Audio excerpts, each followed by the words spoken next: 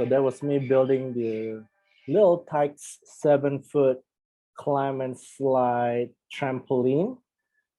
Just came in today and it was really easy. Probably took about an hour plus with the help of my family, of course.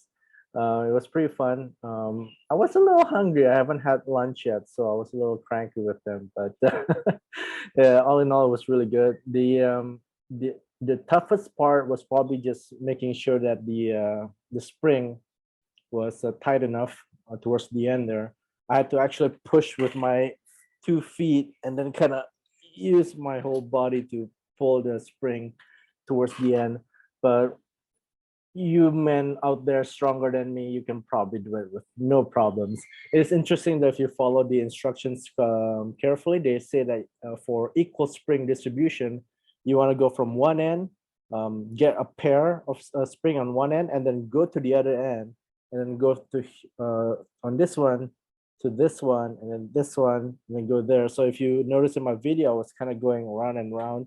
I was following the instructions, and after you get a pair there, then you start in the middle, and then the opposite, middle, opposite, middle, opposite, and then you complete the rest of these springs. So that was really interesting. I did get a little bit of a problem with putting in the cage thingy.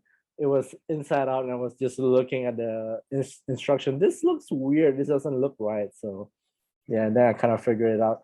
But all in all, it was really good. Not hard at all. And it's pretty light, so it's easy to move around. But it's sturdy. You know, it's safe for the kids. They have not played it yet. It's getting late, so they'll probably do it tomorrow. Get them hungry so they'll eat more. You know. All right. Thank you for watching and take care. Peace.